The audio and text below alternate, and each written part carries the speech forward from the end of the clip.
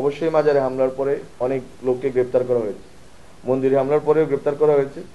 এবং আমরা কয়েকবার ইন্টারনালি আমরা বলার চেষ্টা করেছি যে যেই মাজারগুলো ক্ষতিগ্রস্ত হয়েছে এই মাজারগুলো যাতে সরকার সংস্কারের উদ্যোগ নেয় এবং যাতে এগুলো ঠিক করে দেয়।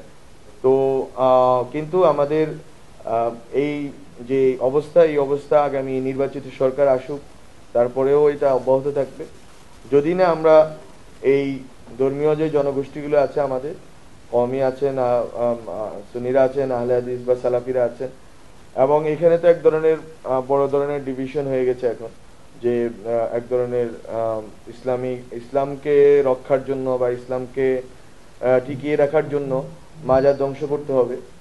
এবং এক ধরনের ইসলাম এখন প্রত্যেকেরই ইসলাম আছে, প্রত্যেকেরই আমি যদি সুফি ঘরানা থেকে বেড়ে উঠি তাহলে আমার ইসলাম হচ্ছে সুফি ইসলাম। এখন একজন যদি হচ্ছে যে হয়তো আরেকটা ঘরানা থেকে বেড়ে উঠছেন, কওমি ঘরানা থেকে, তাহলে ওনারা হচ্ছে কওমি ইসলাম।